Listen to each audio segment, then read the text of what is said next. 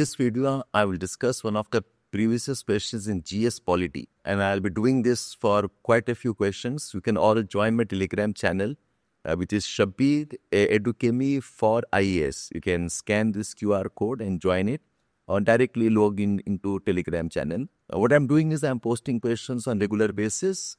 We also give you model answers, and you try writing the answers.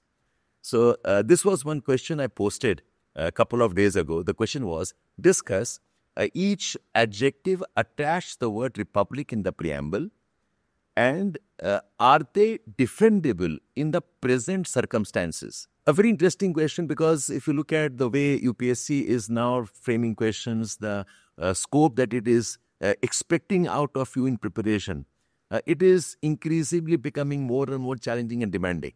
And this question is example of that type of a very tricky question. आप सब ये question ध्यान से पढ़ें दोबारा. ये पूछ रहा है कि जो शब्द, दो वर्ड्स प्रियम्बल में रिपब्लिक के साथ एडजेक्टिव्स हैं. So there are words which are along with the word republic. Democratic is secular and socialist. And they were added as a part of constitution originally, but as the words secular and socialist were added later as a part of the amendment. So the question is asking you, discuss this, as in what the terms mean, why do we need it, when was it added. So all the elements that you can add about these words, explain that. And I think that's the easier part of the question. The second part of the question is more interesting, is asking, are these words defendable in the present circumstances? So most students have not appreciated the word defendable. What does the word defend mean? Basically, can you justify it? Can you continue to vouch for it? Can you continue to be in support of it? Defend kar sakte ho ya nahi? And in the present circumstances, basically, if you look at how our political system, our economic system, or even our social media narratives are developing, there are a lot of doubts about whether India needs these words or not. So think about, say, on the angle of, say, socialism or socialist. There's a lot of conversation narrative around how we are becoming communist, and how communist liberals are the fake type of population of people, intelligentsia. Being liberals is actually, towing to the line of a very false sense of woke culture. Socialism is freebie. Socialism is a wastage of investments. We are critical about Narega, critical about right to free education, right to free health. There is a voice around how the government must not be throwing all kind of budgetary allocations for wasteful expenditures. So in those circumstances, asking us, tell us, can we continue to defend the idea called socialism or not? Can we defend the idea that we are a welfare socialist state or not? Or are these actually wasteful ones we must reconsider? Ye ho gaya defendability of socialist ideas in India. In fact, Nehruvian politics has been around socialist ideas. Indira Gandhi, Garibi Hatao, Roti Kapda Makan, is considered wasteful, is considered as inducing populations to vote. It was some kind of a false narrative, and India lost out of because of that. So the question is asking us, tell us, is socialist principles valid for India or not? Aapko wo likhna tha. Or think about secularism. There's a lot of conversation around how India, originally there was no commitment towards India being secular. It was a forced idea later on as a part of minority appeasement. It was an idea which is alien to Indian concept. It's a Western concept. And there is a group of population that talks about India should become Hindu Rashtra, where so many countries are based on religion. Why India, with the largest Hindu population, should not be declared as a Hindu state, and that secularism is vote bank politics. So the question is asking you, is the word secular for India in the present circumstances, is it still defendable or not?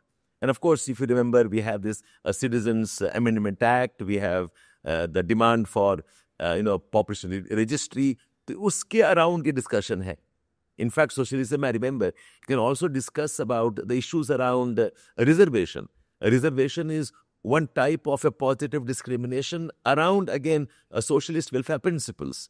And we know the kind of debate we're having. So in those circumstances, can India be secular and socialist as a part of its preamble commitments? Where say, look at the third word, democratic. Now, there is some talk in social media that says that democracy has been India's problem.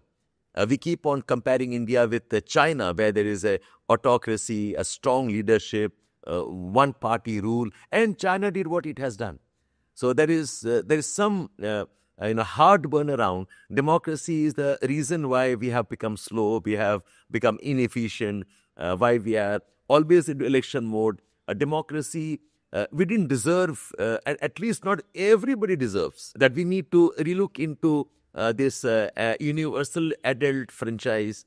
So, whose circumstances may tell me, is democracy or democratic system as a virtue defendable for India or not? And also the word sovereign. These words are part of the adjectives attached to the word republic. And if you look at the debates around sovereignty, where we're talking about global collaborations, we are part of multilateral agencies, part of global forums, G7, G20, the UN, role of MNCs, there is role of, these large technology collaborations. In those circumstances, can we actually afford to be sovereign and free the way we thought we were sovereign earlier? So, while discussing these words, you realize that it is not simply about what the words mean.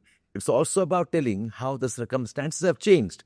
And you have to now defend whether these words are still valid, they are still credible, and whether we should still support and promote these ideas as a part of our preamble vision.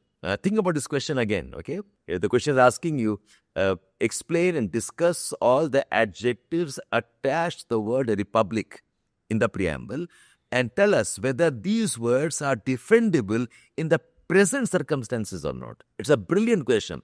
I'm amazed the way UPSC frames questions and expects you to discuss and write that impromptu in that 7-8 minutes. सोच के लिखना है आपको.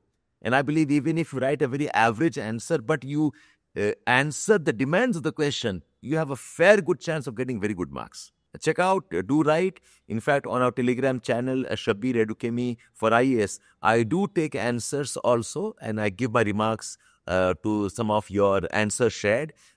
Let's learn together how to write answers as a part of PYQ discussions. Shabbir at Edukemy.